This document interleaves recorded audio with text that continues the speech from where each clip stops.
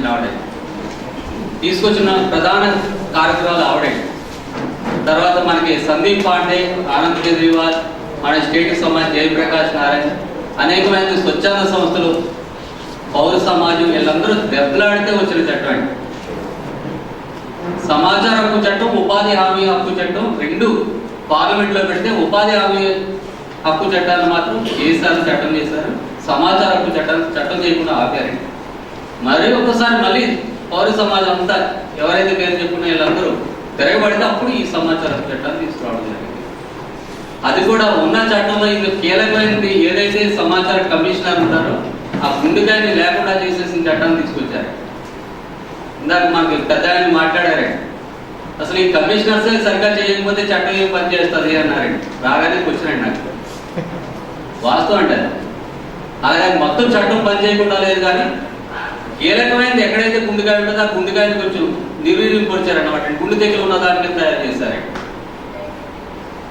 అంటే high court justice, అలాగే ముఖ్యమంత్రి గారు, అలాగే ప్రతిపక్ష నాయకుడు ముగ్గురు ఉండాలి అని చెప్పేసి డ్రాఫ్ట్ బిల్లో తయారు చేశారండి.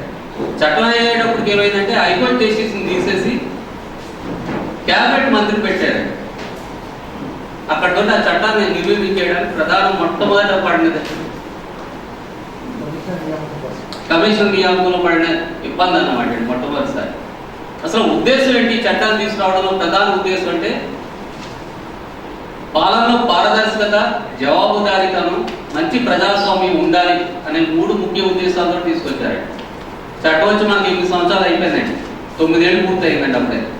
కానీ ఎక్కడ కూడా ఈ పొరపాటును కూడా కనిపించాలని కనపడాలి. కారణం ఏంటంటే మన ఎవరు చట్టం తెలియదు, ఒక వంద అయితే తెలిసినా మనకెందుకు లేదు అని నిర్వీర్యమై నిరాసక్తత ప్రధానంగా ఏర్పడిందండి మనం. దీని నుంచి కొంచెం బయటకు వచ్చి మనం ఏమైనా చేయగలిగితే ఖచ్చితంగా మార్పు అన్నది సాధ్యమవుతుంది. ఎవరైనా సమాచారం అడగొచ్చాడు. ఎక్కడ అడగాలి సమాచారం అంటే ప్రభుత్వ సొమ్ము ఉన్న ప్రతి చోట అడగొచ్చాడు. ఒక ఎంపీ, ఎమ్మెల్యే ఏ సమాచారం అయితే అడుగుతాడో అసెంబ్లీ పార్లమెంట్లో అదే సమాచారం భారతదేశ పౌరులైన ప్రతి ఒక్కళ్ళు అడగొచ్చాడు. ఏమైనా మినహాయింపులు ఉన్నాయా చట్టంలో అని మనం కానీ చూస్తే కనుక 1-2 చిన్న మినహాయింపులు ఉన్నాయి తప్ప ఓవరాల్గా ఏ సమాచారం ఇవ్వాలి, ప్రజా ప్రయోజనం నిమిత్తం ఏ సమాచారం అయితే ఇవ్వాలని ఉన్నాయి. 1-2 మినహాయింపులు ఏంటంటే భారతదేశంలో ఎక్కడ ఎన్ని అనుభవాలు ఉన్నాయి, ఎక్కడ దాచారు, అవి ఎలా తయారు చేస్తారు, ఇటువంటి మినహాయింపులు ఉన్నాయి తప్ప మిగతా ఏ సమాచారాన్ని ఇవ్వాలంటే.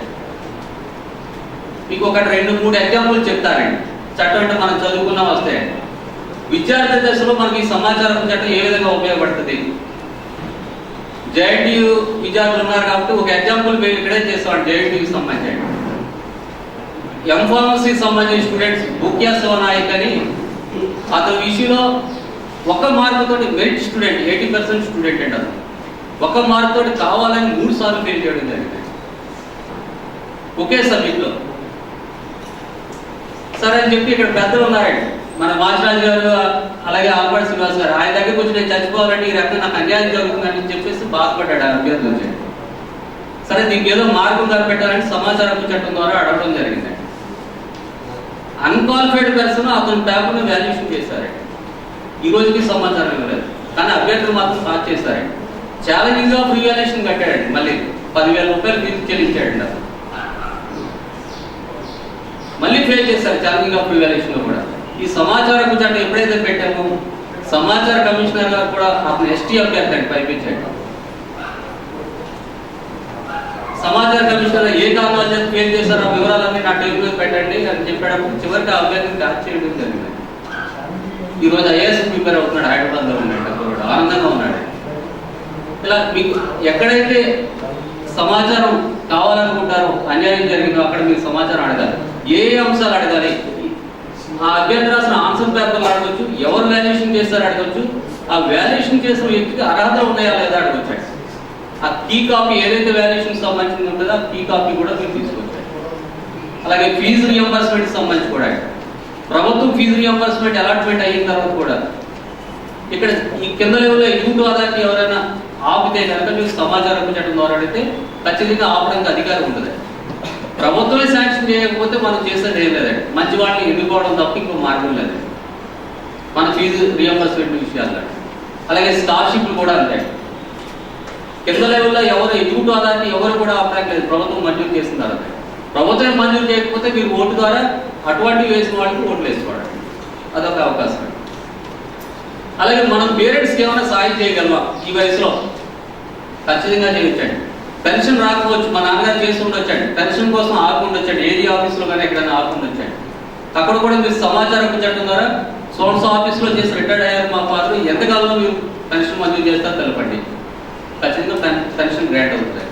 అలాగే సీనియారిటీకి మెరిట్ లిస్ట్ ఇవ్వకుండా అన్మెరిట్ లిస్ట్ ఇచ్చారండి ప్రమోషన్, దాన్ని కూడా మీరు అడిగితే కనుక ఖచ్చితంగా మనకు ప్రమోషన్ వస్తుంది. ఇప్పుడున్న సమాచార కమిషన్ ఒక ఆయన ఉన్నారు హైదరాబాద్ లో, ఆయన వైఎస్ రాజశేఖర రెడ్డి గవర్నమెంట్లో ఆయనకి ప్రమోషన్ ఇవ్వలేదండి. కారణాలు ఏదైనా ఉండొచ్చండి. ఆయన సమాచారం చట్టం ద్వారా అడిగితే రాజశేఖర రెడ్డి గవర్నమెంట్ వారికి ప్రమోషన్ ఉంటుంది. అంటే వాళ్ళ ప్రమోషన్ వాళ్ళు ఏ గవర్నమెంట్ ఉన్నా, చంద్రబాబు గవర్నమెంట్ ఉన్నా, ఇంకో గవర్నమెంట్ ఉన్నా ప్రమోషన్ ఖచ్చితంగా మనం మెరిట్ ఉంది లేకపోతే దాని ప్రకారం ఉంటే కనుక ఇచ్చి తీరాలండి. అలాగే ఉద్యోగాలకు సంబంధించండి మనం ప్రయత్నం చేస్తుంటామండి. అన్క్వాలిఫైడ్ పర్సన్ ఉద్యోగం పొందొచ్చండి, దానికి సంబంధించి ఉదాహరణ కూడా చెప్తానండి, తర్వాత ఇంటరాక్షన్ సెషన్కి వెళ్తారండి.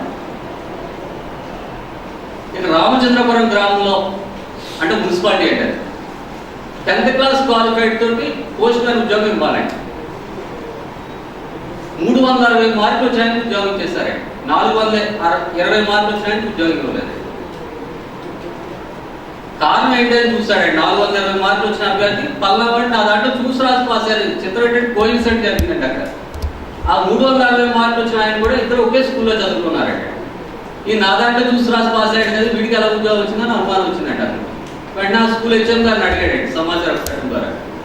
అడిగేటప్పుడు 360 మార్కులు వచ్చినాయని రాసి సంతకం పెట్టి ఇచ్చారు ఆ హెచ్ఎం గారు. వెంటనే 3వ రోజు ఇచ్చారట. అంటే కొంతమంది అధికారులు కూడా మంచివాళ్ళు ఉంటారు, అందరూ ఎవరో దొంగలు అన్న భావం కూడా మన మైండ్ సెటప్ ఉండకూడదు. మంచి అధికారులు కూడా ఉన్నారు ఈ రోజు. కాబట్టి చేయకుండా ఆటంకపడే వ్యక్తులు ఉన్నారు, దాన్ని మనం చేయించే విధంగా మనం చేయాలి అధికారులు. అక్కడ మనం చేయాల్సింది ఆ అభ్యర్థి చేసింది ఏంటి, సమాచారం చట్టం ద్వారా సమాచారం తీసుకున్నాడు. వెంటనే పోలీస్ స్టేషన్లో కంప్లైంట్ ఇచ్చి అక్కడ రాజమండ్రి పోస్టల్ సూపరింటెండెంట్కి కంప్లైంట్ ఇచ్చాడు. వెంటనే ఉద్యోగం తీశారు, 1,20,000 ఎంతో లంచం ఇచ్చారట, లంచం పోయింది, క్రిమినల్ కేసు పెండింగ్. ఇలా మెరిట్లో ఉన్న వాళ్ళకి ఎట్టి పరిస్థితుల్లో ఉద్యోగాలు పోయే అవకాశాలు లేవండి. అలాగే పీజీ సీట్లు కూడా అంతే. ఎవరైనా అక్కడంగా మీకు రావాల్సిన పీజీ సీట్ రేపు ఎంబీబీఎస్ అయిన తర్వాత లేకపోతే బీటెక్ అయిన తర్వాత ఎంటెక్ లేకపోతే పీజీ కోర్సులోకి వెళ్ళేటప్పుడు మీరు అనర్హులు ఎవరికైనా ఇచ్చారు మీకు అనుమానం ఉన్నట్టు ఆ మెరిట్ లిస్ట్ అంతా మాకు కావాలని చెప్పి అడగండి. రిజర్వేషన్ వారీగా కావాలి, ఆయనకి ఎన్ని మార్కులు వచ్చినాయి వివరాలన్నీ కావాలని చెప్పేసి మీరు అడగొచ్చండి. వాళ్ళ ఆన్సర్ స్క్రిప్ట్స్ కూడా మీరు చూడొచ్చండి. ఎవరైతే రాశారో ఆ అభ్యర్థికి ఎన్ని మార్కులు వచ్చి ఆ స్కోర్ ఏంటి అన్న వివరాలన్నీ కూడా మీరు తీసుకొచ్చారు.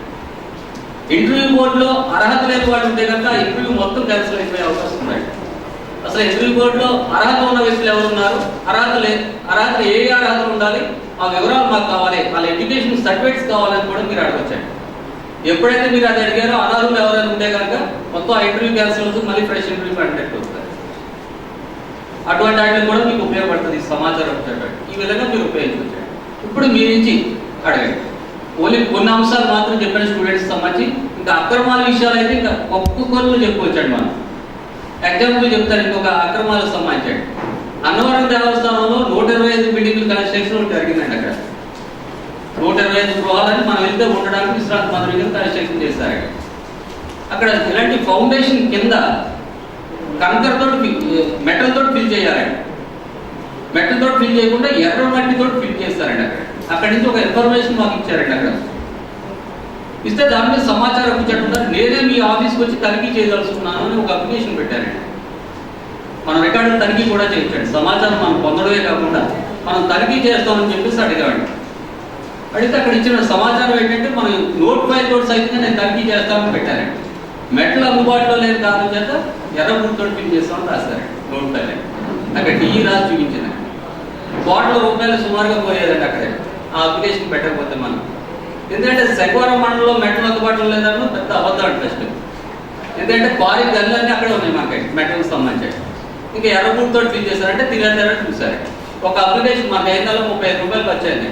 రిజిస్టర్ పోస్ట్ ₹25, ₹10 ఫీజు చెల్లించాలి కాబట్టి ₹10. ఇంతేనండి సమాచారం చట్టానికి సంబంధించి. ఒక అప్లికేషన్ దరఖాస్తు మీద రాసి అడుగుతారు, సమాచారం చెప్తున్నారా మాకు పలానా సమాచారం కావాలి, దాని ఫీజు నిమిత్తం వైట్ కార్డు ఉంటే కనుక ₹1 కూడా చెల్లించగలరు. వైట్ కార్డు లేని వాళ్ళు గ్రామ స్థాయిలో ఉచితం, మండల స్థాయిలో ₹5, మండల స్థాయి పై ప్రధానమంత్రి ఆఫీస్ వరకు కూడా ₹10 ఫీజు. ఏ రూపాయల్లో చెల్లించాలని ఒక అనుమానం రావచ్చాడు. ఫీజు కూడా కోర్టు ఫీ స్టాంప్, మన స్టేట్ గవర్నమెంట్ అయితే కోర్టు ఫీ స్టాంప్ పట్టించొచ్చాడు, ఇండియన్ పోస్టల్ ఆర్డర్ పెట్టొచ్చాడు, డీడీ తీయొచ్చాడు, బ్యాంకర్ చెక్ పెట్టొచ్చాడు, డైరెక్ట్ నగదుకు వచ్చాడు. ఈ 5 మార్గాల్లో స్టేట్ గవర్నమెంట్ పెట్టొచ్చాడు. ఇంక సెంట్రల్ గవర్నమెంట్ వచ్చేటప్పుడు కోర్టు ఫీ స్టాంప్ మినహాయించి మిగిలిన 4 మార్గాల్లో మనం పే చేయొచ్చాడు. ఆన్లైన్లో కూడా సెంట్రల్ గవర్నమెంట్ సంబంధించి అప్లికేషన్ పంపించొచ్చాడు. స్టేట్ గవర్నమెంట్ అయితే ఆన్లైన్ సిస్టమ్ ఇంకా ఎస్టాబ్లిష్ అవ్వలేదు, అందుకోసం దానికి లేదు. ఓకే, ఇప్పుడు చెప్పండి. చాలా విషయాలు ఉంటాయి కాబట్టి మీ మెదడులో ఒక్కొక్కటి నాకు చెప్తే నాకు తెలుసున్నంత వరకు మీ దగ్గర షేర్ చేసుకుంటాను. నేను కూడా నేర్చుకుంటాను మీ ద్వారా.